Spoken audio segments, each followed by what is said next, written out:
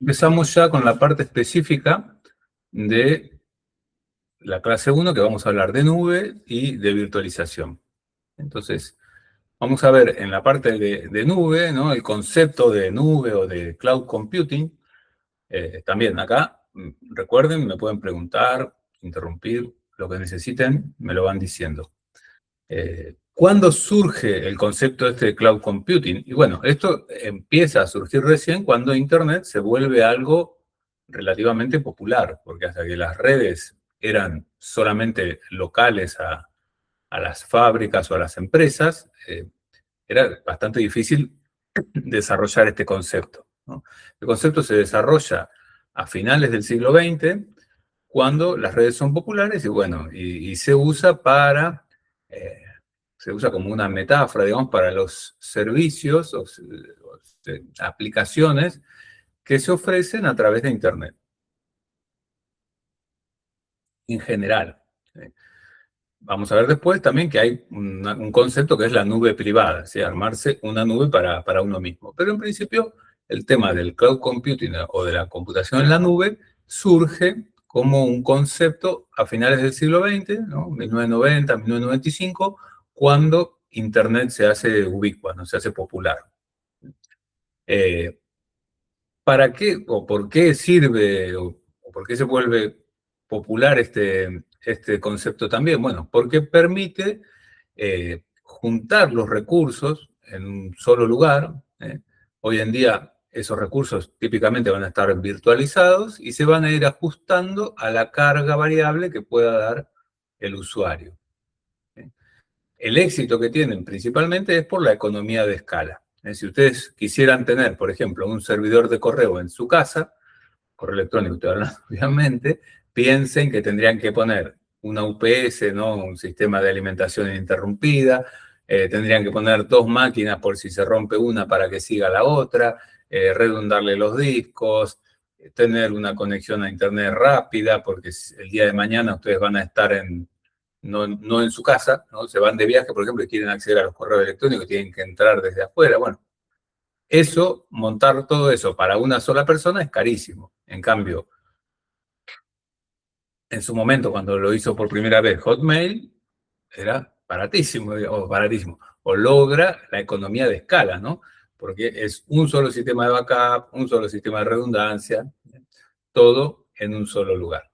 Y además piensen ustedes que también, no, o sea, no solamente es backup, redundancia, computación y demás, sino que también es el personal. O sea, ustedes tienen que tener gente que esté atenta a ver si funciona el sistema, no funciona, si se corta la luz, si esto, si lo otro. ¿Sí? Entonces, tener todo centralizado logra la economía de escala. ¿Sí? La inversión inicial es mayor, pero el gasto operativo mes a mes, en principio, es menor si se comparte entre muchos. ¿Sí? Eh, Además de, como les decía, además del concepto de nube en general, que es un servicio que se brinda a través de Internet, surgen tipos de nubes, ¿sí? Las nubes públicas, que son nubes precisamente a través de Internet, que cualquiera podría acceder, obviamente con su clave y demás, pero bueno, en principio lo que es el servicio está expuesto a Internet, ¿sí? Como, bueno, Hotmail ya no existe más como tal, pero Outlook creo que se llama ahora, ¿no? O Gmail o un montón de otros servicios que se dan por Internet y ustedes igual tienen que identificarse o sacar un usuario y demás. En algunos casos, obviamente, también tienen que pagar para usarlo. Después están las nubes privadas, donde una empresa, ¿sí?, agarra y dice, bueno, tengo sedes en varios lugares, no tienen por qué ser varios países. Por ejemplo, acá en Río Negro existe Rentas, existe Policía, existe Lipros, todos tienen sedes o oficinas en toda la provincia, ¿no? Incluso en Bahía Blanca y en Buenos Aires en algunos casos. Entonces, para esos casos pueden hacer una nube privada, ¿sí? O sea, tener los servidores en un solo lugar o en 2 lugares por cuestiones de redundancia y acceder desde sus oficinas a esos servidores. ¿Está? O sea, eso es una nube privada, o sea, no cualquiera puede acceder, tiene que ser de la empresa para poder acceder a esos servicios. Y después existen nubes híbridas, que pueden tener una parte privada y una parte pública.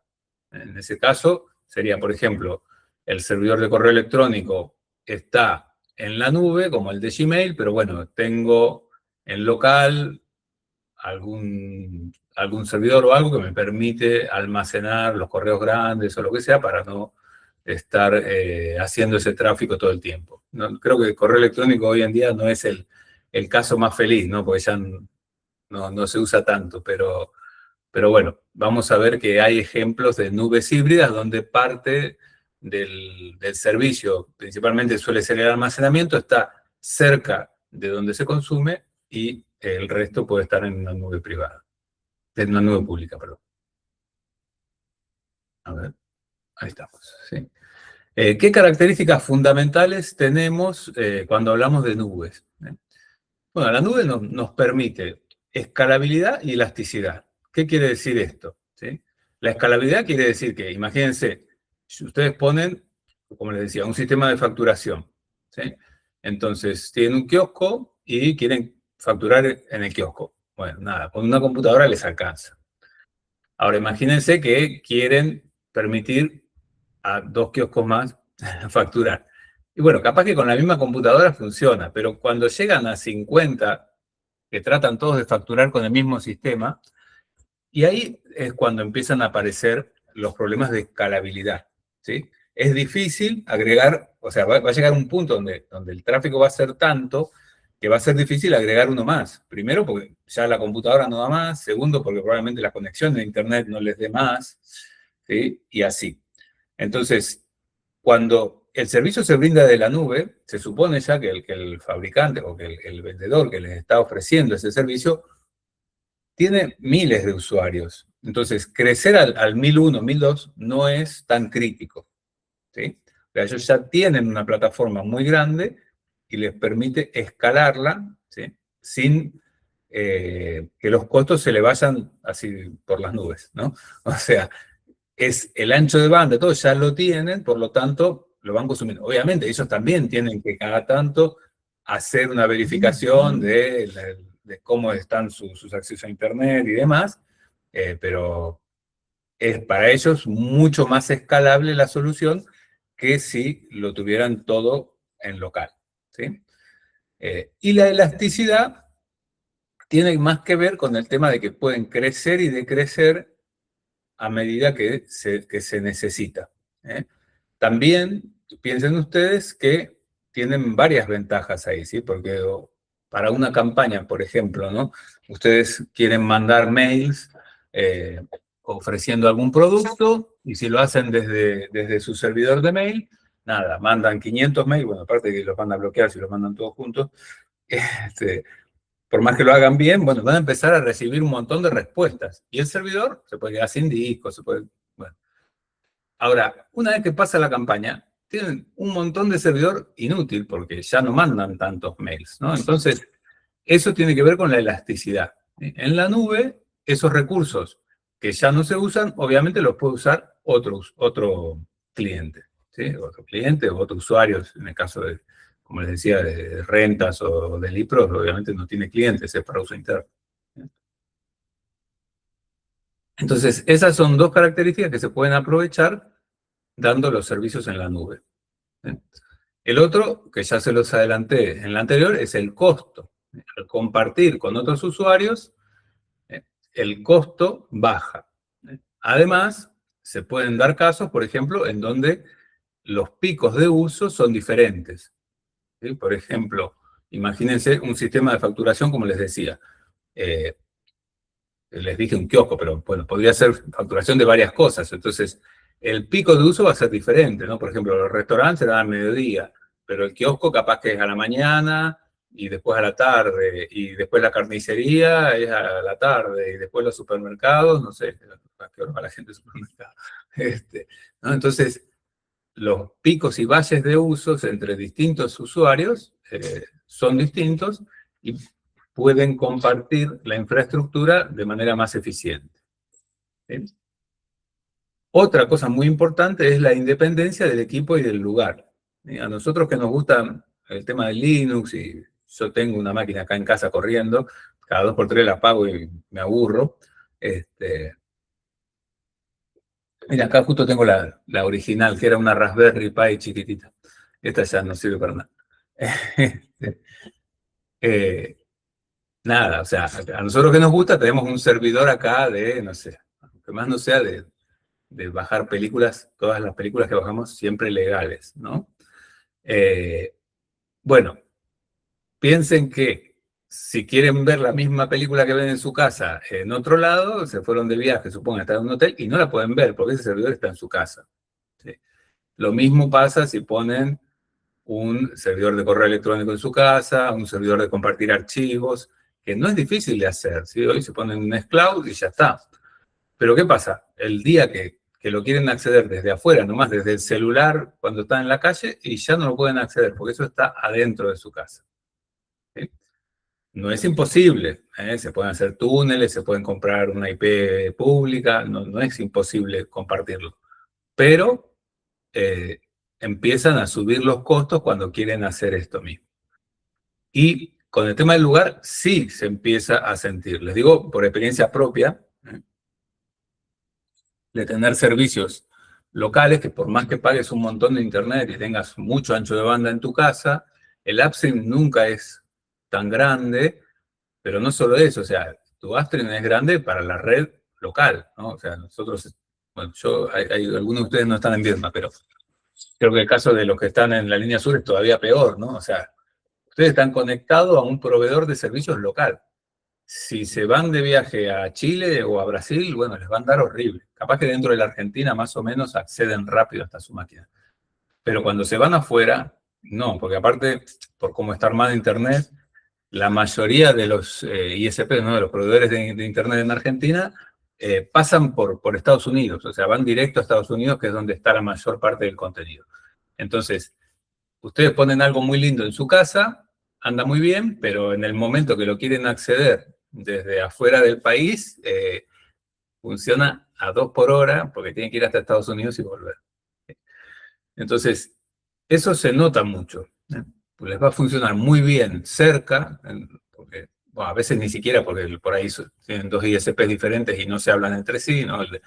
El celular, si es Movistar o Twenty, es un proveedor y el ISP en su casa típicamente le va a comprar el trunk de internet a otro proveedor, entonces tiene que ir hasta Buenos Aires para volver, bueno, y se nota el tema del servicio. En cambio, si ustedes lo tienen en la nube, alojado en un data center en Buenos Aires o en Estados Unidos, vieron que no sé si alguna vez intentaron sacar alguna instancia gratuita en la nube de Oracle, por ejemplo, les permite. Nada, les pregunta dónde quieren. ¿Sí? Los más grandes están en Estados Unidos, pero tienen también en Brasil y en Chile. Y Amazon creo que también. Bien, entonces ya estando ahí, ya estás en el núcleo de Internet, digamos. ¿Sí?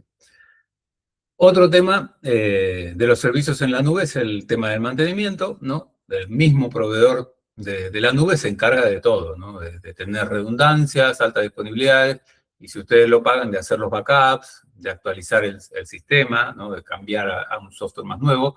Por ejemplo, Gmail, ¿ustedes alguna vez se preocuparon por hacer backup de los correos electrónicos, además de las fotos del celular? Nadie hace nada de todo eso, ¿no? Lo tiene ahí y cuando cambia de teléfono, si va de Android a Android, con un cablecito las puede pasar. Y nada, si va de iPhone a Android, de Android a iPhone, ahí sí tiene un problema. Pero si no, todo eso es como transparente para nosotros. Y las versiones de Gmail, nadie sabe, o del Google Fotos, nadie sabe cómo eso se ha ido actualizando. ¿Sí? Entonces, si tuviéramos que hacer eso en casa, imagínense que las fotos las tengo en un servidor de Nextcloud en casa. La aplicación las puede sincronizar solo, pero bueno, después si se rompe el disco de ese servidor donde están las fotos, olvídense. O sea, ¿quién hace mantenimiento de eso? ¿Quién hace backups de ese disco? ¿Quién le da redundancia? Si se corta la luz, bueno, ese es el tema del mantenimiento del servicio. Bueno, estos servicios en la nube típicamente son multitenant, o sea, tenant es el inquilino, digamos, en inglés, o sea que se comparten entre varios clientes, por decirlo de alguna manera, y entonces ahí es donde se logra la economía de escala que les comentaba en la anterior. Y por último, el tema de seguridad, porque muchos dicen, ah, no, pero yo lo tengo en un servidor en casa, eso es mucho más seguro, mis datos son míos y demás. Sí, no lo dudo, pero tengan cuidado porque tener las cosas en casa no implica toda la seguridad del mundo. O sea, ustedes capaz que mañana cambian el disco del servidor a otro servidor y el disco viejo que hicieron, lo tiramos a la basura. No, o sea, eso hay que borrarlo de manera adecuada. ¿Sí? Todo se tiene que mantener para que haya una seguridad de principio a fin. Y ni hablar de si en algún momento hacen algún túnel para acceder a las fotos desde afuera o algún archivo. Bueno, eso es un agujero de seguridad. ¿Sí? Podría alguien entrar y ver sus cosas. También, típicamente, un servidor de nube, sí, martillazo tampoco es lo más eficiente, pero sí, sí, obviamente. Ahora, ¿qué hace Google con los discos cuando los cambian? No me pregunten. Los SSD ahora debe ser más fácil, ¿no? Pero los antiguos en realidad sí, había todo un protocolo para descartarlos. Si eran datos confidenciales, no podés tirar a la basura.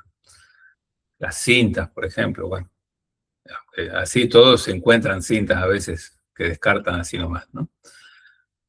Pero bueno, se supone que un proveedor de nube tiene políticas de seguridad bastante más avanzadas, con criptografía más avanzada y con gente que está siempre instalando el último parche para evitar que nos ataquen. ¿Sí? Yo, cuando estoy hablando del 2004, 2005, cuando todavía los ISPs te daban una IP pública, yo tenía un servidor en aquel momento que se llamaba PHP Nuke, me acuerdo, expuesto a Internet, y me lo tiraban todos los días. O sea, todos los días, la mayoría eran IPs de Rusia o de China que venían de ahí, ataques y ataques y ataques, todos los días lo tiraban. Cambio a Google, que ya existía por aquella época, a Yahoo, obviamente que no los tiraban, ¿no? Por más ataque que le hicieran, tenían mejores políticas que yo, que los tenía ahí instalados y los dejaba y me olvidaba. Pero bueno, eso. ¿Sí? Bien, entonces tenemos el servicio en la nube, que ya lo definimos, son máquinas que están por ahí, ¿sí? que los dan así en general a muchos usuarios, y después tenemos que pensar en que hay diferentes formas en las que se da este servicio. ¿Está? En el pasado, y yo creo que hoy en día todavía existe, si alguien tiene ganas, puede comprarse un servidor y llevárselo al proveedor de nube que tiene un data center en Arizona, no sé, en Buenos Aires hay, sí, Telefónica tiene y Telecom también los he visto y he visitado, y me imagino que el resto, Cloudflare y demás tendrán también. Entonces, para esos casos, espera, ¿qué me sale acá?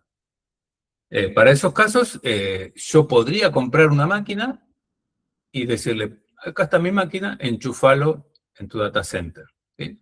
Eso se llama hosting o housing. No, housing se llama. El hosting se usa más para el web hosting. Entonces, el tema de housing es eso. Vos llevas tu máquina, se la das y ellos te dan energía y red, básicamente. A veces te dan también el reemplazo de tarjetas o de discos si hubiera que reemplazar, ¿no? Vos le dejas unos repuestos y si hay que reemplazar ellos te los cambian, ¿no? No tenés que ir vos hasta ahí a cambiarlo. Pero ese digamos que no es un servicio de nube, eso solamente sería un servicio de housing en instalaciones de terceros. Los modelos de servicio de nube que más comunes, ¿no? Son estos tres que están acá, que les muestro ahí, que son 3 niveles, donde el más básico sería la infraestructura como servicio, o Infrastructure as a Service, ¿no? IaaS. Entonces, lo que nos hace ahí el proveedor de nube es ofrecernos una máquina, ¿sí? Típicamente una máquina virtual, aunque yo si tengo plata podría comprar la máquina física entera, que es parecido a lo que les dije antes, a llevar la mía. Y después, a partir de ahí, ya me encargo yo. Lo más normal es que nos den una máquina virtual. Y lo más normal también es que ellos nos provean el sistema operativo, la imagen del sistema operativo para instalársela. ¿Sí? Entonces, yo les compro, ¿no? 4 núcleos de CPU con 8 GB de RAM, 512 GB de disco, y cuando lo compro le digo, instalale Ubuntu Server 2404. Ellos lo que venden en realidad es el hardware, digamos, la máquina. La máquina normalmente, como les digo, es virtual, no van a poner una máquina con 4 cores de CPU, sino que está compartido entre varios. ¿Sí? Entonces, eso es infraestructura como servicio. Yo me encargo, a partir del sistema operativo, me encargo de todo. Después instalaré ahí mi servidor web o mi Nextcloud o lo que quiera instalar para poder compartir. Después hay un paso que sigue, ¿no? Que se llama Platform as a Service, ¿sí? O plataforma como servicio, ¿sí? Que es PaaS. Ahí ya nos dan una plataforma un poco más armada. Típicamente un servidor web con Apache o con... Ay, no me sale el nombre ahora. Bueno, con alguna plataforma de servidor web, una base de datos, eh, un intérprete de JavaScript para Node, de Python, ¿sí? Algo así, que ya viene instalado, o sea, no es como la otra que yo lo compraba y elegía el sistema operativo, por ejemplo. No, acá digo, dame una base de datos MySQL en la versión X y me dan ya la base de datos, ¿sí? Después yo administro todo lo que va a ir, o sea, importo, exporto, lo que yo quiero, pero la base de datos ya está instalada, ¿sí? O el WordPress, ahí me salió el nombre, para el servidor web ya está instalado. No tengo que yo instalar el WordPress, ¿sí? Entonces yo le compro un WordPress en la versión X con un MySQL en la versión Z y lo único que hago yo es llevar mi sitio web y los datos de mi sitio web a el WordPress y la base de datos y doy el servicio. También, si mi sitio, por ejemplo, si la aplicación que hice yo está hecha en Node, bueno, puedo pedir Node.js, que es un intérprete de JavaScript, básicamente un motor de JavaScript, y como eso hay varias alternativas que me permiten. Eso obviamente tiene un paso más después del sistema operativo, si ya tiene el servicio instalado. Y por último, que por ahí es el que más han escuchado nombrar, es el Software as a Service, donde ya el proveedor, ¿no? El dueño de la nube me da todo instalado, ¿sí? No es que yo tengo que ir a instalar, o sea, quiero hacer un sitio web con alguien que me da el software as a service, tipo de Shopify, ¿no? Simplemente ahí lo único que puedo hacer es elegir el formato y armarlo con mis datos, ¿no? Pero no es que me dan un WordPress para que yo importe mis datos y demás, ¿no? Sino que ya me dan todo armado y yo lo único que hago es darle mis datos y me hacen una plataforma de ventas online. O los casos típicos, ¿no? El Google Workspace, el Gmail, con el Drive, con el Docs o el Office 365. Esos son software as a service. O sea, yo no instalé ni el cliente de correo, no instalé el editor de planilla de cálculo, de archivos, nada, ¿no? Todo me lo provee la empresa que me da la nube, ¿sí? En todo el mundo empresarial hay un software que se vende como servicio que es muy famoso, que se llama Salesforce, que es un CRM, que es un gestor de relación del cliente, ¿sí? No sé si escucharon hablar alguna vez de Salesforce, ¿saben lo que es?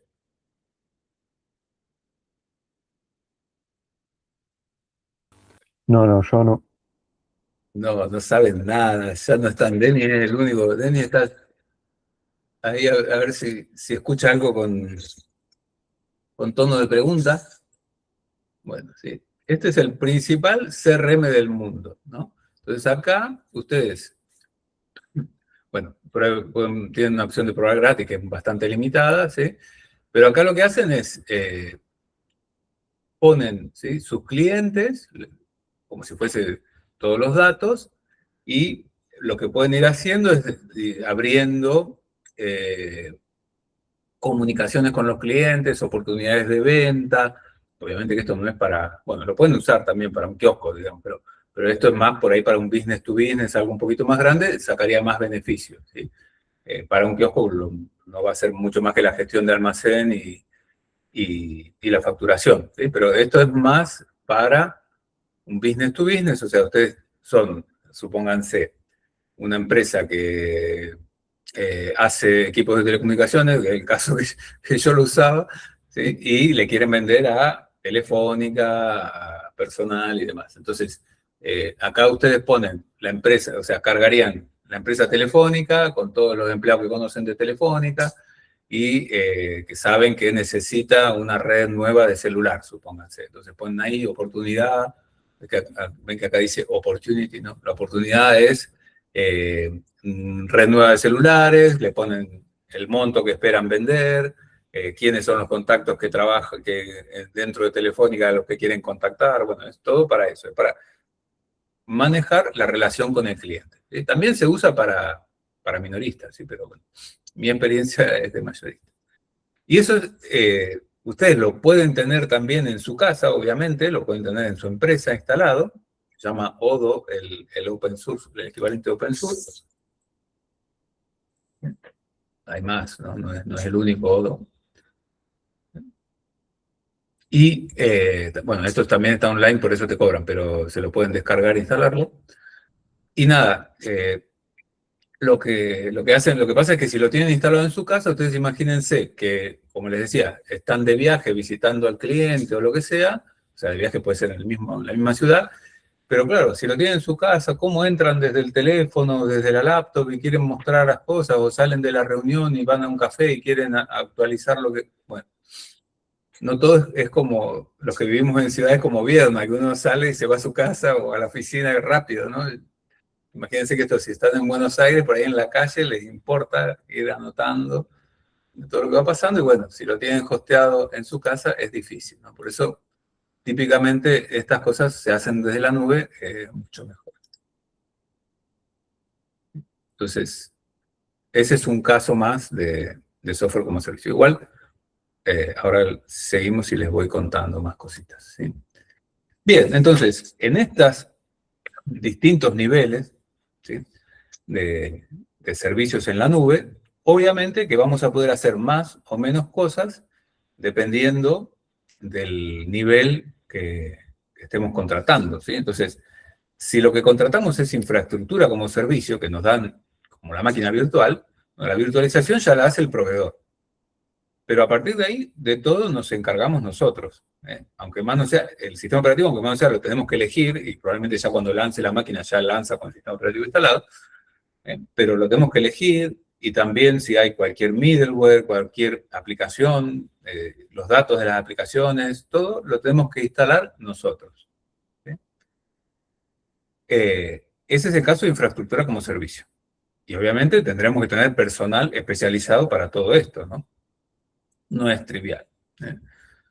En el caso de plataforma como servicio, todo lo que es el sistema operativo, el middleware y el runtime, o sea, la base de datos que le decía, o el intérprete de JS, de JavaScript y demás, eso ya nos lo da el proveedor. Y nosotros simplemente instalamos nuestra aplicación y gestionamos los datos de la aplicación. ¿Sí? Como les decía, si un WordPress con MySQL nos dan todo, y nosotros simplemente traemos nuestro sitio web y se ofrece al mundo, ¿sí? Y por último, tenemos el caso del software como servicio, ¿no? Con el Google Workplace, no me acuerdo cómo se llama, o este de Salesforce que yo les comentaba, que todo hace el proveedor. Nosotros no instalamos la aplicación, no gestionamos los datos. Obviamente que Salesforce tiene un punto donde yo puedo elegir y me descargo toda mi información en un formato que solamente después lo puedo cargar automáticamente en Salesforce. No es que me lo descargo de Salesforce y lo llevo a un Odoo de estos, porque obviamente que ellos no te van a poner fácil que cambies de proveedor. Pero los datos sí son tuyos en teoría y te los puedes descargar en bruto, digamos. pero la aplicación de Salesforce la manejan ellos, y si van cambiando de versión, lo manejan ellos. Yo puedo cambiar el color de fondo, ¿no? 3 cositas, pero mucho más no. Y tampoco puedo exigirles quedarme en una versión vieja porque me gustaba más que la nueva, ¿no? Ahora, un servicio de nube, así de aplicación, de software como servicio, es, por ejemplo, ChatGPT. ¿Sí? Entonces, OpenAI va cambiando de versión. Y si a veces te deja, ¿no? Porque la gente se quejó en su momento y mantuvo la 4 un tiempo y podías elegirla, pero la 3 ya no existe más y ahora salieron con la 5.4, creo, ¿no? Y no te van a dejar las versiones anteriores. La aplicación la gestiona el proveedor, ¿sí? Y los datos también. O sea, yo no puedo ir y ver cómo ni dónde están almacenados mis datos. Como les decía, típicamente te van a dejar descargártelos, ¿sí? Haciendo clic en algún botón, y incluso Google también permite que te los descargues, ¿sí? Pero no lo gestionas directamente a los datos.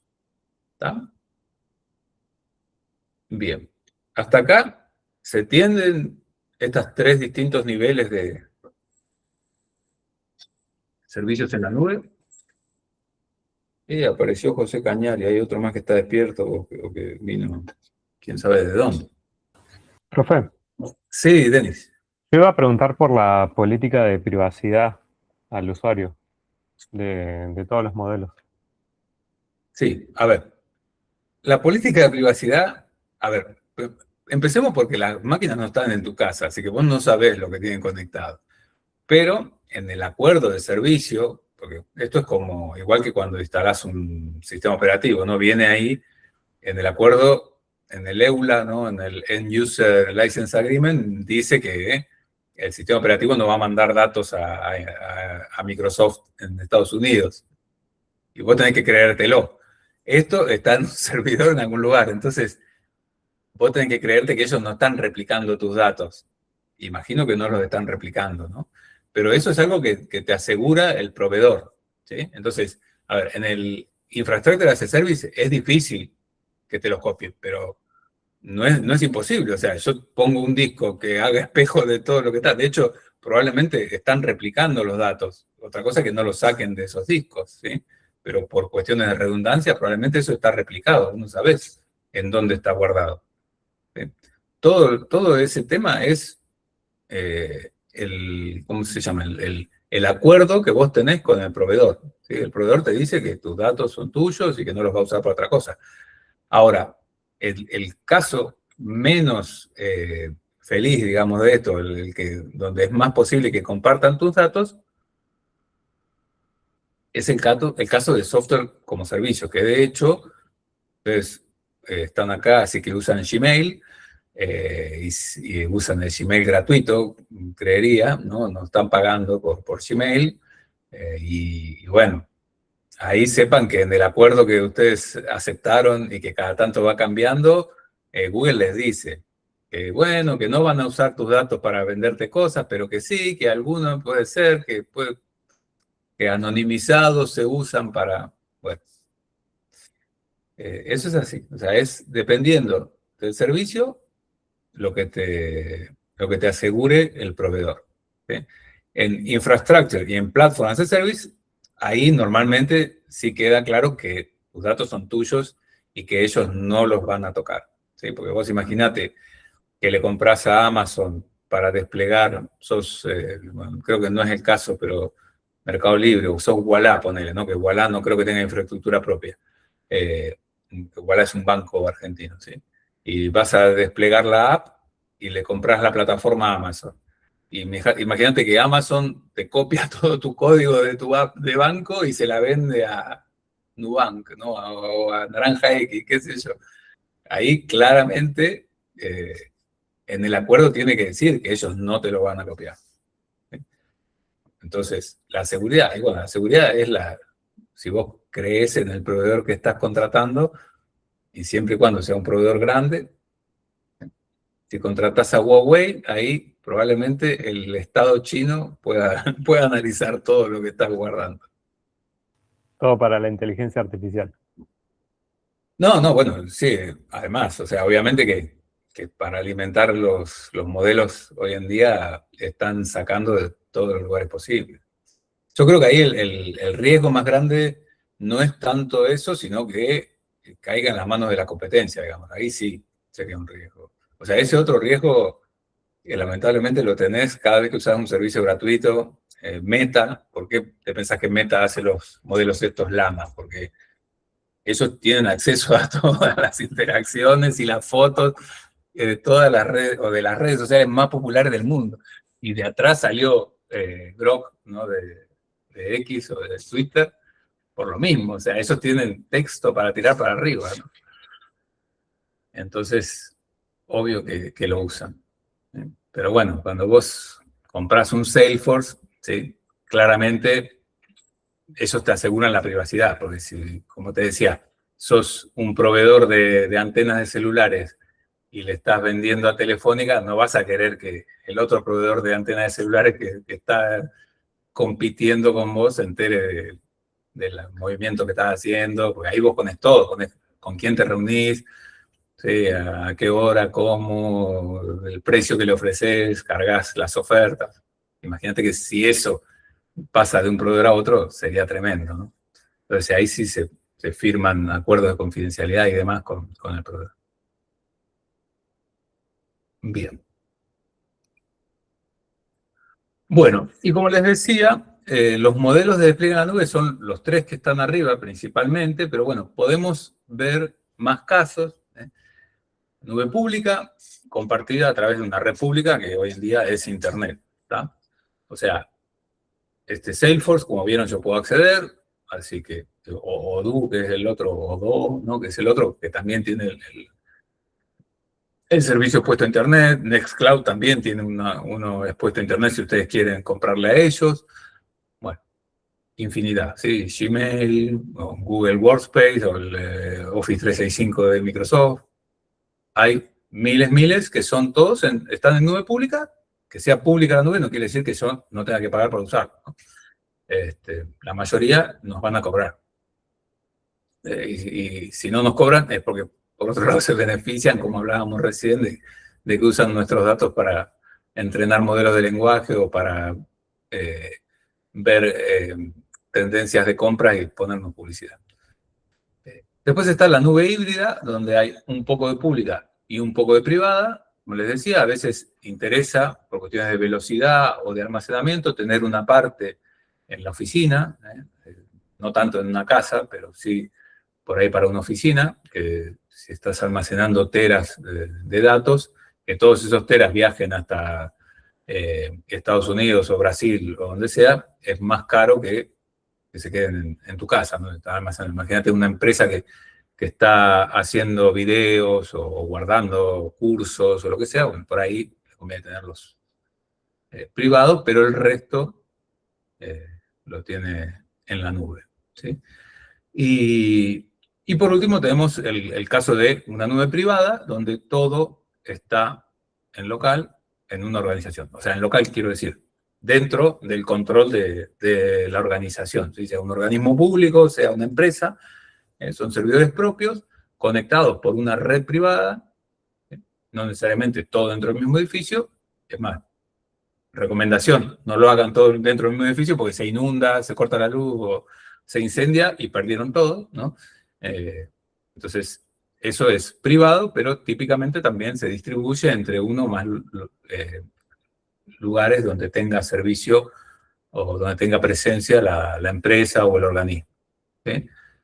Yo, por ejemplo, recuerdo que lo que es banca y seguros tienen una normativa que tienen que tener por lo menos 2 lugares, creo que a más de 20 kilómetros o algo así, es para almacenar los datos, ¿eh? Porque, imagínense, son un banco y ustedes no tienen un registro en papel de la plata que depositó el cliente.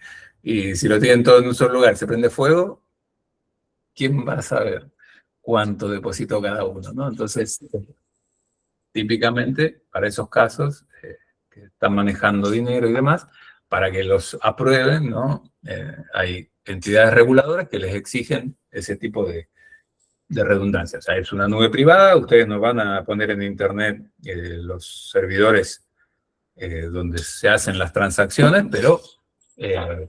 pero bueno, tienen que tener en cuenta eso, que no lo pueden poner de cualquier manera. ¿Sí? Seguro que si la organización es una carnicería, como les decía, con 2 sucursales, bueno, ahí sí, pueden poner todo en una, y si se pasa algo en esa sucursal, lo siento mucho. Pero para organizaciones medianas o grandes ya es más difícil. Y entre medio, o sea, esto sería como el caso típico, y después hay así unos casos grises que son mezcla, como por ejemplo una nube comunitaria, donde, por ejemplo, varios organismos o varias organizaciones o empresas similares se ponen de acuerdo y arman una nube entre ellos. Caso típico, universidades, el Ministerio de Salud de Nación, por ejemplo, tiene cosas que comparten para todos los ministerios de salud de las provincias. Las farmacias en su momento tenían una nube privada. No sé. ¿Sí? Proveedores de ciertos rubros pueden tenerlo, ¿no? O a veces compartidos con sus clientes, ¿sí? Una nube así en comunidad. Y bueno, y otro caso sería una nube distribuida, ¿no? Los grandes proveedores, obviamente que tienen una nube distribuida, ¿sí? Google no tiene todos los servidores en un solo lugar, ni Amazon. Suelen tener varios data centers por varios lugares, ¿sí? Pero este sería más el caso de hablar de, por ejemplo, el minado de Bitcoin, o más que el minado, los nodos de Bitcoin, ¿sí? Que uno puede poner en su casa, también puede minar en su casa, ¿sí? Esas son nubes distribuidas, o sea, hay varios servidores, algunos que hacen de nodos, otros que hacen de minado, entonces la red de Bitcoin está distribuida.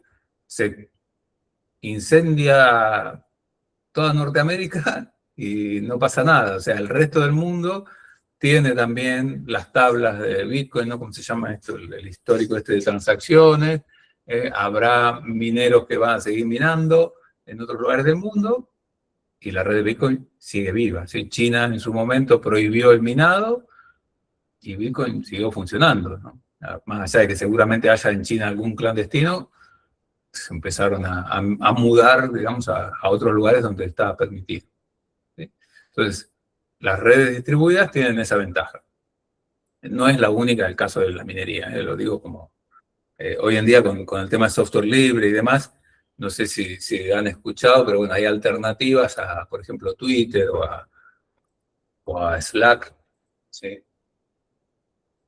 Incluso hasta Facebook, que son plataformas distribuidas, por ejemplo, para, no sé si es esto, me parece que esto no es lo que yo quería ver. Sí, o sea, Mattermost es una plataforma, ¿no? de colaboración, ¿ven? Y se puede llegar a ser distribuida.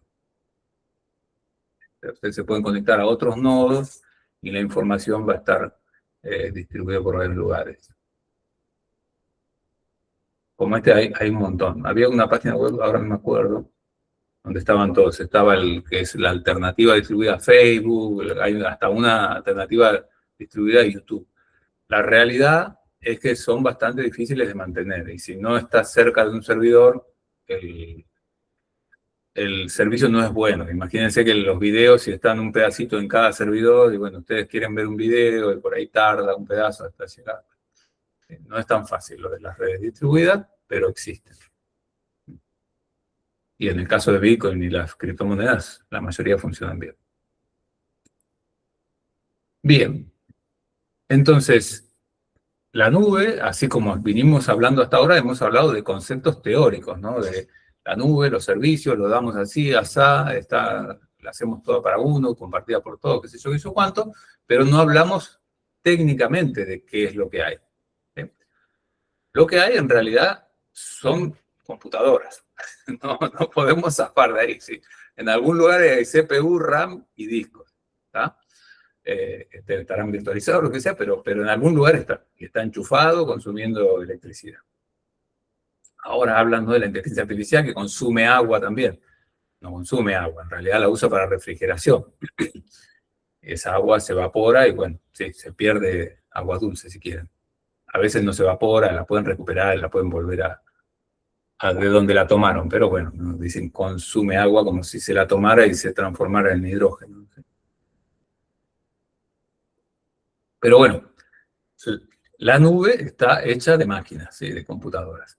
Y normalmente la podemos distinguir en diferentes capas, que sería la nube propiamente dicha, que son estos centros de datos gigantes que van a estar en lugares donde es barato el suelo, o sea, no va a estar en el centro de Buenos Aires, ni en el centro de Nueva York, ni en el centro de Los Ángeles, ¿no? Pero no solamente tiene que ser barato el suelo, porque seguramente en el medio del desierto del Sahara es barato el suelo, pero además la energía tiene que ser barata, ¿sí? Bueno, y la conectividad también, preferentemente, ¿no? Pero hoy en día eso ya no es tan problemático, ¿no? Hay redes de satélites y demás. Pero lo importante es que el suelo y la energía sean baratos. Llevar una fibra es más barato que llevar electricidad y bueno, encontrar espacio, digamos, ¿sí? Entonces, como les decía, se van a encontrar con eso, ¿no? Con que Google o Amazon tiene en Arizona, en Texas, no sé. Ellos sabrán, yo no estoy tan al tanto. Sí sé que los data centers de Telefónica y de Telecom estaban en Buenos Aires porque somos como somos. Pero esos no son la nube propiamente dicho, ¿no? Esos data centers hacen otra función, que es esta función que pongo acá, que es la función de edge o de frontera, ¿sí? Son nodos que no son la nube propiamente dicha, sino que son nodos de frontera, ¿tá? Y esos nodos, en realidad, se encargan más de entregar el servicio al usuario final. ¿Qué quiere decir? Quiere decir que ahí típicamente va a haber un cacheo de la información. Por ejemplo, Netflix pone servidores locales cerca de las casas, porque si no, imagínense, cada vez que quiero ver una película, o sea, cerca de donde está el consumo, ¿no? Porque si cada vez que quiero ver una película, por más que esté en Los Ángeles y el servidor está en Arizona, bueno, tengo que ir y descargarlo desde allá hasta Los Ángeles, uso ancho de banda, uso un montón de cosas. Entonces, típicamente, ellos ponen, ¿sí?, más cerca del proveedor de Internet un nodo, una computadora que hace caché, ¿no? Que caché quiere decir guarda el contenido que se accede de manera más frecuente. ¿Está? Pues no tiene que viajar todo el tiempo. Ellos saben, tienen algoritmos, ¿no?, para ver el consumo, qué es lo que la gente más mira, qué sé yo. Y seguro que si vos te pones en Netflix a buscar una película y encontrar una película que no veo nunca nadie jamás, y bueno, capaz que esa, hasta empezar a verla, tardás un ratito más, porque no está en el caché cercano. O si le cambiás el idioma a hindú y estás en Argentina, también probablemente el audio de hindú no esté hosteado cerca de Argentina, ¿sí? Así como le digo Netflix, le digo un montón de servicios que tienen cachado. Por ejemplo, todas las imágenes de los diarios o todo el contenido fijo, ¿no?, de Gmail o de los servicios de Google o de Microsoft, también se cachea. O sea, todo lo que es contenido fijo se cachea como para poder accederlo más rápido. Y eso es algo que típicamente se llamaba CDN o Content Delivery Network, por eso lo puse acá, todavía existe, ¿no? Que era, o sea, arrancó con este concepto, el tema de la frontera, ¿sí? De poner lo más cerca posible de los usuarios el contenido que es estático, ¿no? Por ejemplo, no puedes poner en el CDN la cantidad de plata que tenés en el banco, porque eso sí o sí tiene que venir del servidor central, que es el único que sabe cuánta plata tenés. Pero el logo del banco, eso puede estar en el CDN, porque eso no cambia, ¿sí?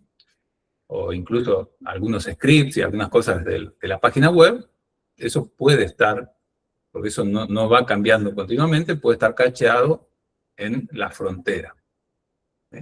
En cambio, lo que es dinámico, que se está generando todo el tiempo, ¿no? Por ejemplo, en Facebook, lo que leemos continuamente, bueno, eso, el texto tiene que venir del servidor, pero las fotos, el formato, lo que es el CSS, que es lo que da el formato a la página, eso sí puede estar cacheado más cerca del usuario.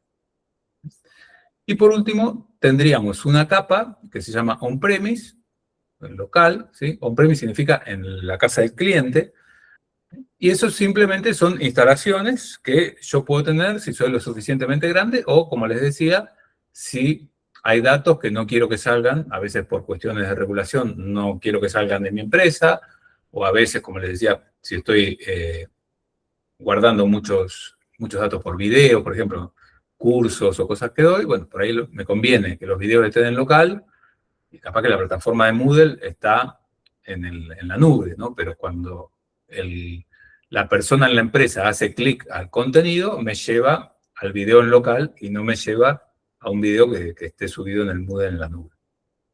¿Sí?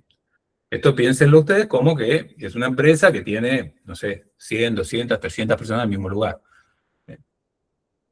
Cosa, típicamente lo que me pasaba a mí en los lugares donde he trabajado, cuando hay archivos compartidos, ¿no? Y hay un servidor de archivos, si no lo tenés en local, pasa que a las 8 de la mañana o a las 9 de la mañana llega todo el mundo, te prende la computadora a la vez, se sincroniza y están todos lentos hasta las 9:10, 9:15, o 8:10, 8:15, que se estabiliza, ¿no? Que todos pudieron indexar, digamos, los archivos compartidos. Entonces, si eso está en remoto, tarda más todavía porque tiene que ir por internet, ¿no? En cambio, si lo tenés en local, bueno, se suele hacer bastante más rápido. Y por eso, on-premise se pueden poner cosas que o por privacidad o por velocidad o tamaño de almacenamiento conviene que estén de manera local.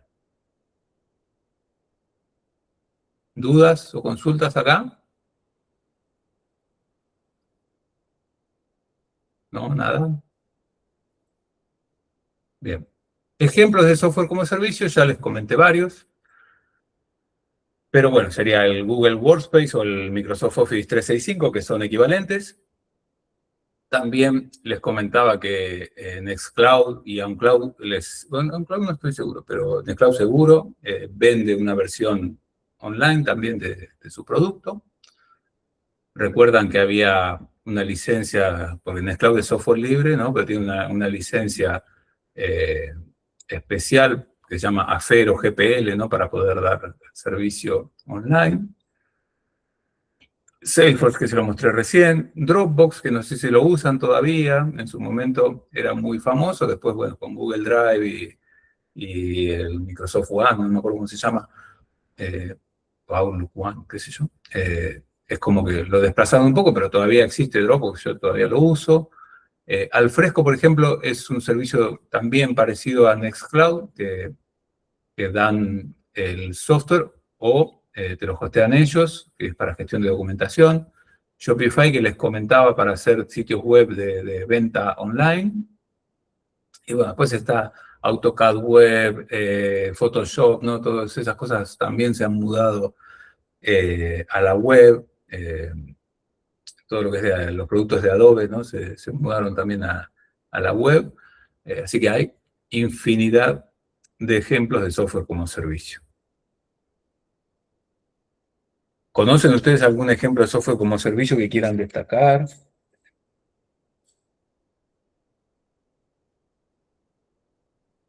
¿No? La alternativa libre a Photoshop, que es Photopea.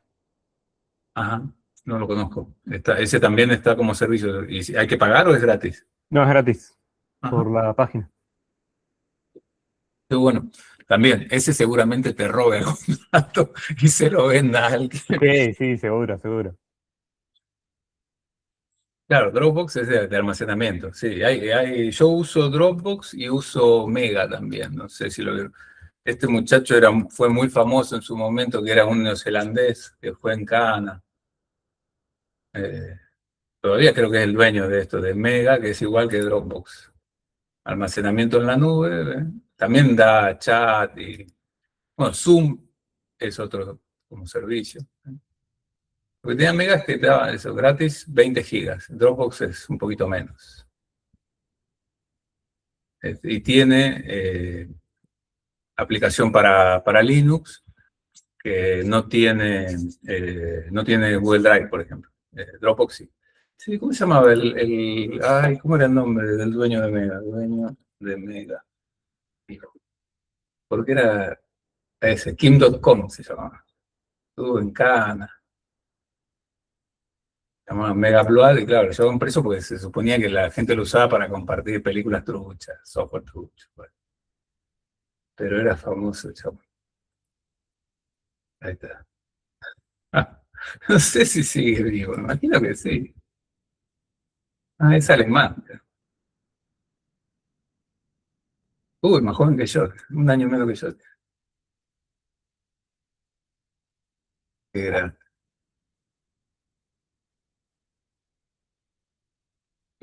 Claro, en ese momento era más la música que compartía. Bueno, nada, vamos a seguir avanzando porque si no, no terminamos más.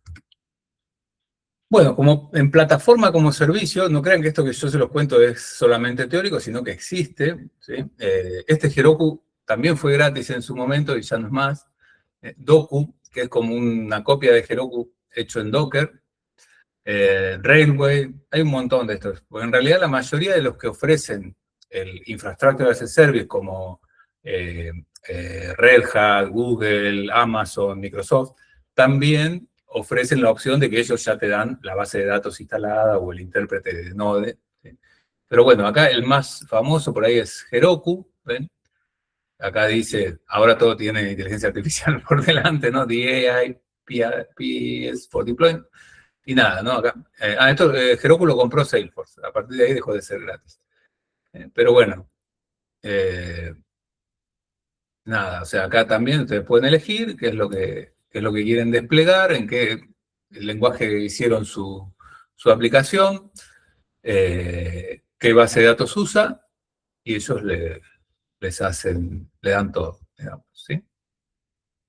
Tienen base de datos Postgres, o un Key Value Store, que es este genérico, digamos, Apache Kafka, que es otra base de datos distribuida, agentes de inferencia, bueno, con el tema de IA también lo tienen. Bueno, estos entonces les dan, no la aplicación final, como sería el Salesforce y demás, sino que les dan todo listo para que ustedes instalen su aplicación. Y la alternativa open source es esta, pero es lo mismo. Si ellos hacen el sistema para que vos te lo instales local, pero si no, les puedes comprar a ellos. ¿Sí? Yo creo que es el caso acá del Pro, se puede comprar. No, no en el caso del Pro, nada. Ustedes pagan esto y se lo postean ellos. Porque Railway es otro. Y hay miles, ¿sí? No, no terminamos más. ¿Sí? Y lo vemos todos. Pero el concepto es ese, que para que ustedes desarrollen una aplicación y ellos se la hostean, digamos. ¿Sí? Y bueno, infraestructura como servicio hay también un montón. Los más famosos son los tres primeros, Amazon, Google y Microsoft. Pero Oracle tiene su cloud también, IBM tiene su cloud, Huawei tiene su cloud, que es la que les decía que por ahí es la que más miedo le tengo. No quiere decir que los otros no roben información, pero bueno. Y Red Hat tiene también su nube, que Red Hat es propiedad de IBM también. Pero bueno, todavía están separados. ¿Eh? Y acá, por ejemplo, si ustedes van al cloud de Oracle, oracle.com, pueden sacar una instancia gratuita. El problema es que le piden una tarjeta de crédito. ¿Sí? O sea, no les cobran, pero les piden una tarjeta de crédito. Yo lo probé y la realidad es que la instancia gratuita es una porquería. O sea, se desconecta, deja de andar. En teoría te dan bastante, o sea, dan media CPU y no me acuerdo cuánto de RAM, pero da como para, por ejemplo, probar el OpenClaw, esto que salió ahora, ¿no? De los agentes de inteligencia artificial. Pero lo malo es que se desconecta, o sea, desaparece. Te dan una IP pública gratis, todo, pero desaparece. O sea, yo acá, ven que tengo varias, porque he ido probando. Antes no te pedían la tarjeta de crédito. Bueno, ¿qué le vamos a hacer? Entonces, hay un montón, gratuita, ninguna. Todas tienen por ahí una instancia gratuita. Creo que Red Hat tenía, y de hecho yo en el trabajo práctico les pido que hagan. Y bueno, y si quieren armar ustedes su nube privada, que es algo que yo cuando trabajaba en IPROS lo teníamos, y alguna cosita habíamos hecho también en el Ministerio de Salud, no sé cómo estar ahora, existen, obviamente, alternativas open source para todo esto, ¿no? Como ese Doku que les mostré, que sería alternativa a Heroku. Para software as a service, ustedes pueden instalar su propio Nextcloud o OnCloud, y les va a dar almacenamiento, sincronización, colaboración, porque tiene también chat, y tiene hasta videoconferencia, quiero recordar. Tienen también las versiones de OnlyOffice o de LibreOffice Online, que les permite hacer como el Google Workspace, ¿sí? Abrir los documentos online y editarlos y demás. También se integran estos, creo que el LibreOffice sobre todo se integra con Nextcloud, o sea que ustedes pueden tener el documento almacenado en Nextcloud y editarlo con LibreOffice, todo en la misma interfaz, ¿sí?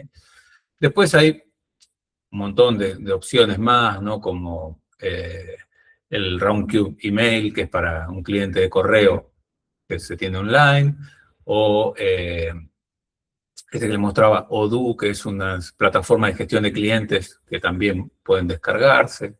¿Sí? Para Platform as a Service es un poco más complicado porque yo tengo que instalar algo que me permita que muchas personas tengan como, no es una máquina virtual, pero bueno, como instancias, ¿no? De bases de datos y de intérpretes de JavaScript o de Python. Y bueno, eso ya tengo que hacer algo más específico, ¿sí? Ahí hay varias soluciones open source también, como este CapRover, OKD. Ahí les dejo escrito, ¿no? Doku, Coolify, que esos son los más comunes, donde yo puedo poner varios servidores, instalar este software, y lo que nos permite es eso, ¿no? Que ir generando usuarios y que esos usuarios tengan su instancia de base de datos, su instancia de intérprete. Y ahí puedan instalar sus aplicaciones, ya sea para pruebas o incluso para dar servicio, ¿sí? Pero piensen que esto es típicamente para una red privada, o sea, ustedes lo van a tener adentro de una empresa o de un organismo para que lo compartan varias personas, ¿sí? Y después tenemos el caso de Infrastructure as a Service, ¿no? Que este sería el caso ya de donde hay servidores, yo tengo una empresa, un organismo, tengo 1, 2 o 3 data centers donde pongo servidores, y ahí puedo instalar algunas de estas aplicaciones, ¿sí? En IPROS había Proxmox y había Kubernetes, por lo menos hasta que yo me fui. Kubernetes es el orquestador que les contaba de contenedores, ¿sí? Que está ahí entre medias de Infrastructure y Platform as a Service. Proxmox es un sistema de virtualización puro y duro, que también puede gestionar contenedores diferente a Kubernetes. Y después tenemos OpenStack, OpenNebula, Eucalyptus. Bueno, esos son software muy, muy específicos. Por ahí el más popular de esos es OpenStack.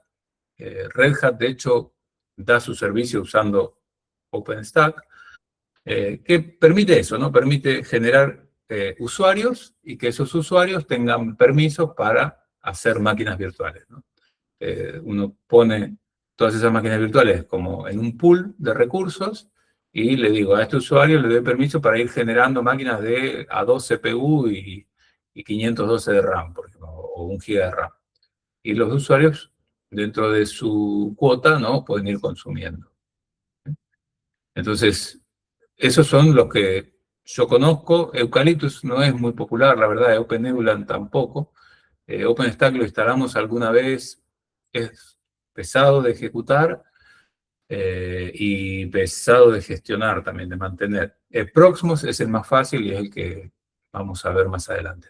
Ha ido evolucionando Proxmox, antes tenía una interfaz única casi para ir generando máquinas virtuales y demás. Hoy en día permite ya ir creando usuarios y que a los usuarios darles permisos específicos para lo que tienen que hacer sobre la plataforma. Entonces, cualquiera de estos niveles de nube, yo puedo desplegarlos de manera local en mi casa o para brindarlos a una empresa o a un organismo, ¿sí? Porque existe una alternativa de software libre para hacerlo.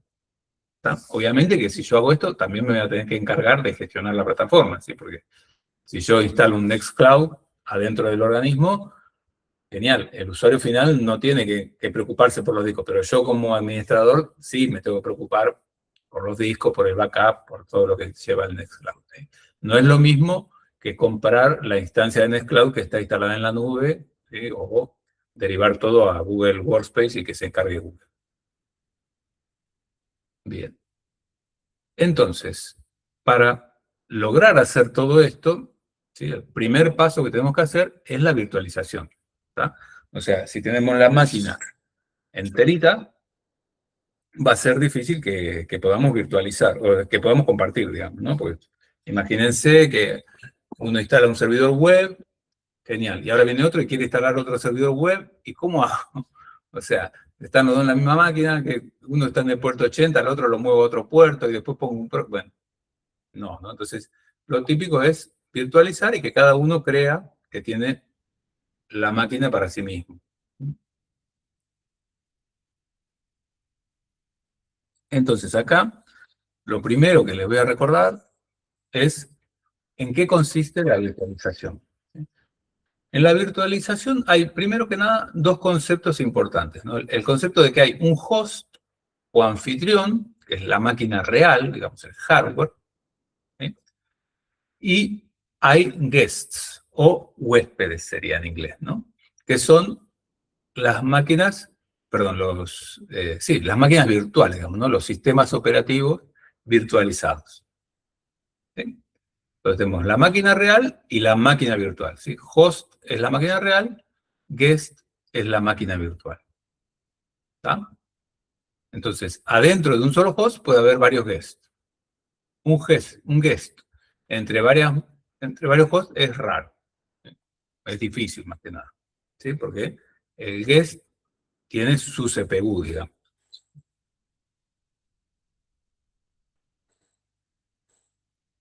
Después, para yo virtualizar, en principio, hay dos posibilidades hoy en día. Hace 20 años había una sola posibilidad, que es la virtualización completa.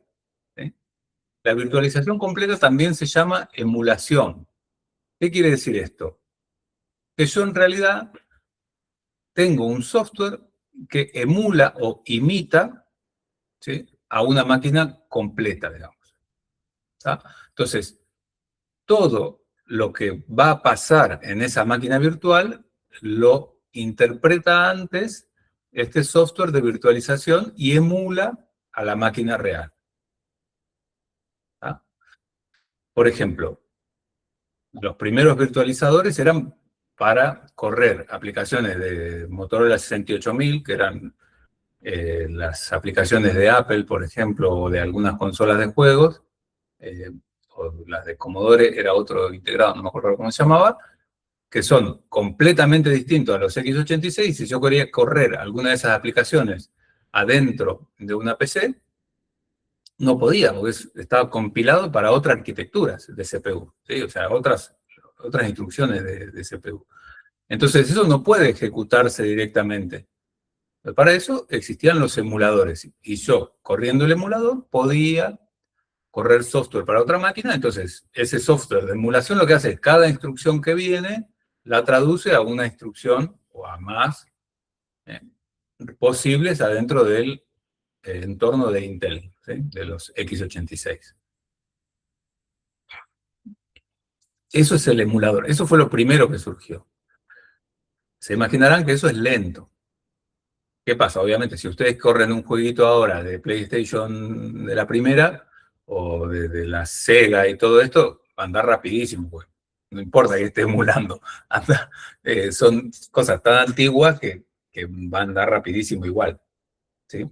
Pero al principio, ¿no?, los emuladores eran muy lentos. Incluso hoy, si tenemos que emular una ARM dentro de un Intel, no va a andar tampoco tan rápido como en un celular bueno, digamos, ¿no? ¿Entienden lo que es la emulación?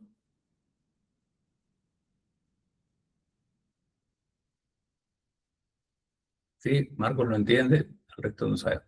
Bueno, ahí está, Denis también. Bueno, entonces, eso es la emulación, eso fue lo primero que existió. Y yo usé virtualizadores por emulación y les digo que son un dolor de cabeza. O sea, son lentísimos. O sea, a misma tecnología, siempre ejecutarlo en el hardware es más rápido que en un emulador. Seguro que si estamos emulando un microcontrolador chiquitito, no, va a andar igual, o más rápido incluso, ¿no? Pero a tecnología equivalente, el emulador es mucho más lento. Entonces, por allá por el 2005, claro, sí, una Nintendo Switch, sí, ni idea qué CPU usaban esas, pero probablemente sea emulada porque no va a andar igual, ¿no?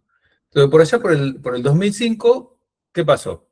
Se dieron cuenta de este inconveniente y aparte empiezan a aparecer las máquinas con más de un core, ¿sí? O más de un hilo al principio, ¿sí? Las CPU que tenían más de un core, más de un hilo. Entonces, para poder compartir y demás, se les ocurre que podían virtualizar directamente por hardware. ¿Qué quiere decir esto?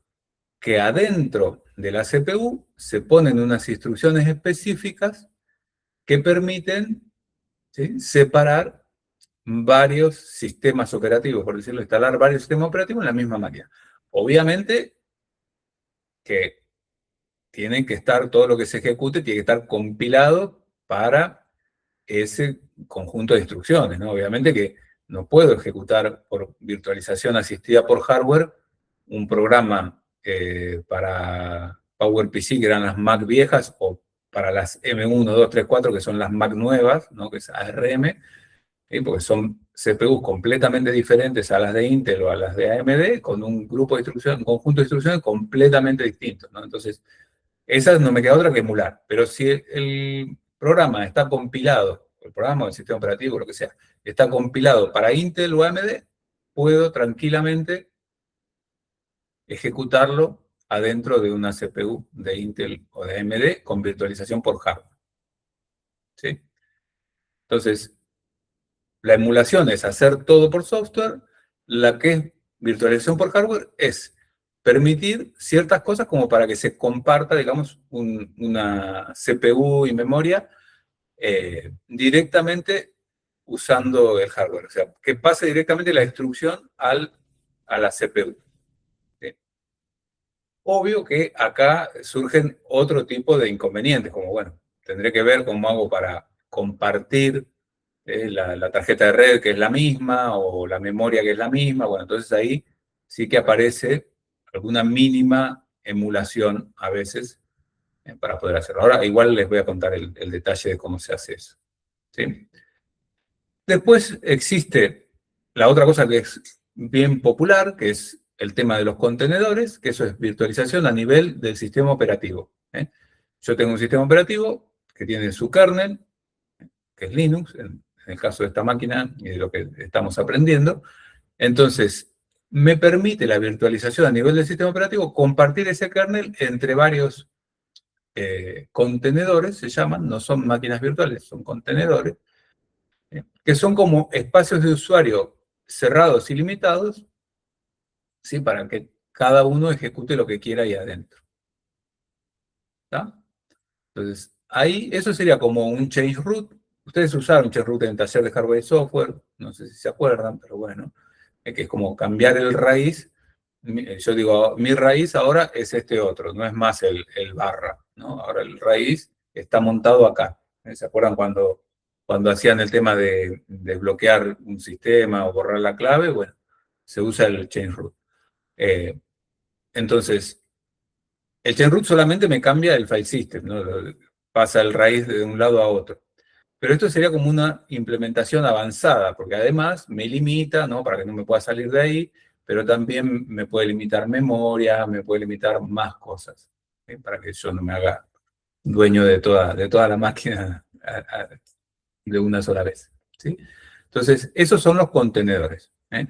El kernel se comparte, o sea, siempre el mismo para todos los contenedores, pero el espacio, digamos, de usuario es independiente y yo no puedo ver a los otros usuarios que hay, ni en los otros file systems, ni nada. ¿Está? Y entre medias hay una cosa que se llama paravirtualización, que es conseguir un sistema operativo específicamente modificado, con los drivers reescritos y demás para compartir los dispositivos. Bueno, un poco de paravirtualización sí que se hace, como les decía, para compartir la tarjeta de red y demás, pero paravirtualización completa de todo un sistema operativo es raro. ¿Sí? No es, yo por lo menos no conozco. Lo típico es que uno haga virtualización por hardware o contenedores. Esas son las dos típicas, ¿no? Usar virtualización asistida por hardware o contenedores. Para casos muy particulares, si ustedes están desarrollando, por ejemplo, para microcontroladores o aplicaciones de celular, bueno, y lo están haciendo en una PC, ¿no? Tiene chipset de Intel, entonces ahí van a tener que emular. O sea, no va a ejecutarse código nativo en ARM o el microcontrolador sea la ARM o RISC-V, no se va a ejecutar directamente en un Intel. ¿Ah? Bien. ¿Y cómo logran entonces esta virtualización asistida por hardware? La logran de la siguiente manera. Esto es como eran las CPUs todas hasta el 2005. ¿Sí? Desde el 80 o 88 creo que fue el primero que se usó en la primera PC, más allá que sea x86, creo que el que se usaba era el 88, que era más chiquito y más barato. Tenían esto, ¿sí? Tenían 4 anillos de seguridad, se llaman, o de privilegio. Y estos anillos funcionan de la siguiente manera. Lo primero que se carga en el anillo 0. ¿Sí? Y suele ser el kernel. En Linux y en Windows es así. Existen microkernels. Bueno, olvídense, eso es algo muy especial. Ninguno nunca se hizo popular. En el anillo 0 se carga lo primero que se carga, el kernel. ¿Sí? Y este es el dueño, digamos, de la máquina, el que puede hacer todo. En teoría, como estaba pensada la CPU esta, hay un anillo 1 y 2 donde van los drivers de dispositivos. O sea, estos son programitas también, ¿sí? Que solamente el kernel los puede lanzar y decir, bueno, vos vas acá, vas en este anillo. ¿Tá? Y después, en el anillo 3, que es el de menor privilegio, ahí van las aplicaciones de usuario. La aplicación de usuario es también el lector de impresoras, todo eso también son aplicaciones de usuario, ¿no? Pero bueno, el navegador, el editor de texto, todo eso se ejecuta en el anillo 3. ¿Tá? Y hay grupos de instrucciones que no se pueden ejecutar si uno está en el anillo 3 o incluso si está en el 1 o el 2. Los programas que están ejecutándose en el anillo 3 no pueden acceder directamente a la memoria. En el DOS original, allá hace 40 años, sí podía, así funcionaba también. Pero podían en realidad porque todo se ejecutaba en el anillo 0. Pero bueno, en un sistema bien hecho, como cualquiera de los de ahora, ¿no? El Windows o Linux, o BSD y demás, hay un kernel ejecutándose en el anillo 0, las aplicaciones están en el anillo 3. Y cuando alguien quiere leer de disco, acceder a la red, o ver la memoria, o lo que sea, no puede hacerlo directamente si está en la aplicación, en el anillo de aplicación, sino que tiene que usar una llamada al sistema, que en inglés se llama System Call, para entrar y acceder. Y eso lo gestiona o el driver o el kernel. ¿Ah? Entonces, así funcionan todas las máquinas x86, sea Intel o AMD, funcionan así. Con estos 4 anillos de privilegio, y como dice acá, ¿no? El 1 y el 2 prácticamente no se usan porque los drivers están todos en el kernel. Pero bueno. Como les decía, bueno, esto es el caso de Linux, Windows y demás, que son kernel monolíticos, se llaman así, son un solo kernel gigante. Hay otras opciones que se llaman microkernel, que insisto, que nunca se hicieron populares, que no trabajan de esta forma. Pero para los comunes, lo que usamos nosotros, funciona de esa manera. ¿Bien? Entonces, lo que está corriendo en el anillo 0 es un programa que está corriendo en un modo que se llama modo supervisor. Esto es algo, como les decía, que se carga primero y que se mete ahí, y está hecho en hardware esto, o sea, no se puede modificar. Solamente te puede dar permiso de supervisor el kernel, ¿no? El que se cargó primero. ¿Sí? No tiene nada que ver con el sudo para instalar cosas, no es exactamente eso, ¿sí? Es otra cosa, el programa en sí tiene este flag de hardware, ¿no? Esta banderita levantada diciendo yo soy supervisor. Y yo sí tengo acceso a todo, a la RAM, a la tarjeta esta, a la de video, puedo. Pero todo el resto que no tenga esa banderita de modo supervisor, para acceder a todo eso me tiene que pedir permiso a mí. ¿Sí? Entonces, lo que está corriendo en el anillo 0 se llama algo que corre en modo supervisor. Como les decía, todos los kernels corren en modo supervisor, salvo los microkernels. Y las aplicaciones de usuario van en el espacio de usuario, que es el anillo 3. Tanto en Linux como en Windows es igual. ¿Está? Para pasar de uno a otro hay que hacer un system call. Entonces, ¿qué se les ocurrió en 2005? Como querían compartir una sola máquina, una sola CPU entre varios sistemas operativos, ¿sí? O sea, compartir el hardware, se les ocurrió poner un anillo más, que como el supervisor era el 0, a este le pusieron -1. ¿Tá? Y este tiene todavía más prioridad que el 0. Y como el 0 se llamaba supervisor, este se llama hipervisor. Como supermercado, hipermercado, bueno, así. No se rompieron la cabeza por pensar. Sí. Pero bueno, la idea es esa, ¿no? Es un modo que tiene más jerarquía que el supervisor. Y este es el modo que permite virtualizar por hardware.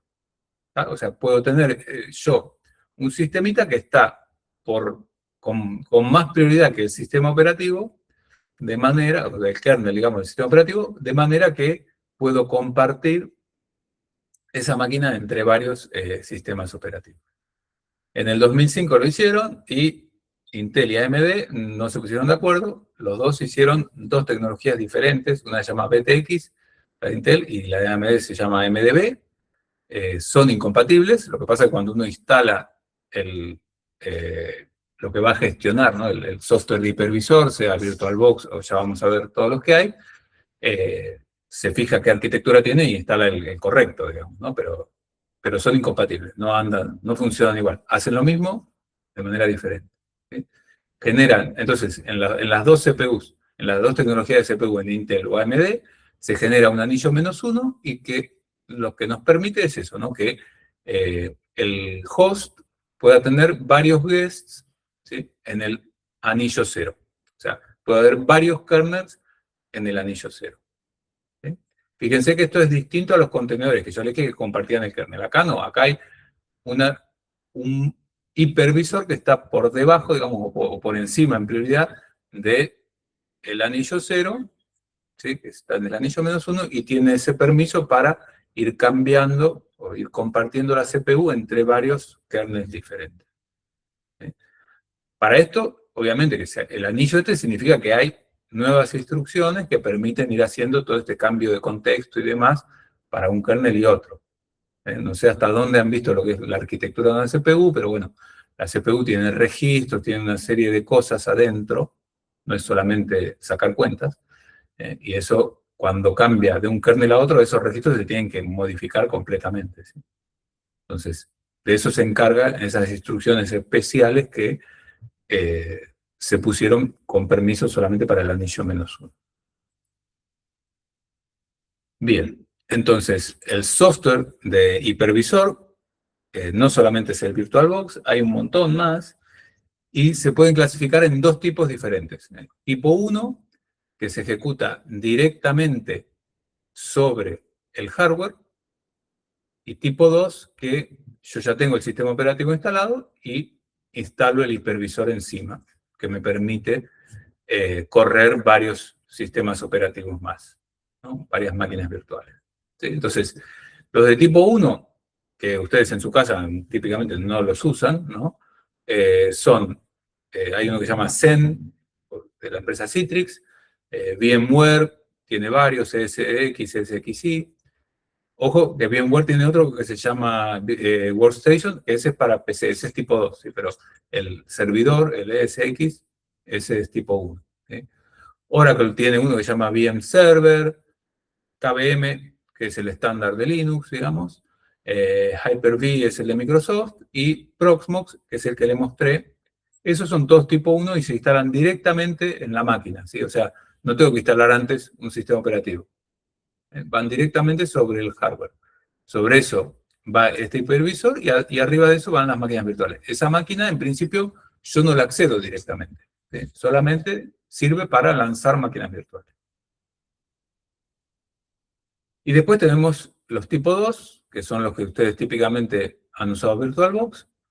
También existe Parallel Desktop, que es para Mac, el VMware Workstation o QEMU, GNU Boxes, no lo puse acá, pero bueno. Y esto simplemente es, ustedes ya tienen el hardware con su sistema operativo y instalan sus aplicaciones como acá, ¿no? Como tengo yo en mi máquina, y después instalan el hipervisor, que sería el VirtualBox, por ejemplo. Y adentro del hipervisor pueden ir gestionando distintas máquinas virtuales. ¿Sí? Entonces hay tipo 1 y tipo 2. Y la comparativa básicamente es esta, ¿no? El tipo 1 va directamente sobre el hardware, el tipo 2 va sobre un sistema operativo. ¿Sí? VirtualBox, por ejemplo, también anda en Windows, ¿no? Puede ser en Linux o en Mac. Creo que VirtualBox anda en Mac. En las Intel seguro, en las de ahora creo que también. Por ahí más adelante lo tengo escrito. El rendimiento de los tipo 1 es casi nativo, o sea, obviamente que lo que está compartido como la red y demás va a estar compartido, ¿no? Pero es muy eficiente. Cuando instalo directamente sobre el hardware, casi no hay overhead por hacer esta gestión de las máquinas virtuales. En el tipo 2, bueno, sí, ahí ya depende del sistema operativo anfitrión, ¿no? Si tengo abierto el Chrome y el LibreOffice y qué sé yo, bueno, lo que estoy virtualizando, capaz que anda más lento. ¿Sí? Entonces, claramente cambia el uso principal. ¿Sí? Los de tipo 1 son para servidores, para data centers, ¿no? Para los servicios en la nube. Los de tipo 2 solamente son para pruebas o para uso doméstico, ¿no? O para los que programan también pueden usar. Pero nunca van a usar ustedes un VirtualBox adentro de una empresa, ¿sí? Porque no tiene sentido. Van a tener un servidor con alguno de tipo 1 y lo van a compartir. Acá están otra vez los ejemplos, ¿no? El VMware, el Proxmox, Hyper-V, Xen, son todos tipo 1. Nosotros, acá últimamente, los que más se han usado es Proxmox. Y después para uso local, VirtualBox, como decía, VMware, el Workstation y Parallel. ¿Sí? ¿Alguna duda o pregunta hasta acá?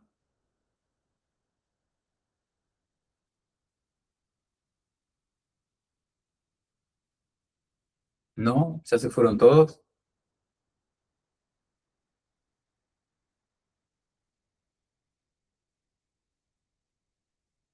Ay, Marcos sí.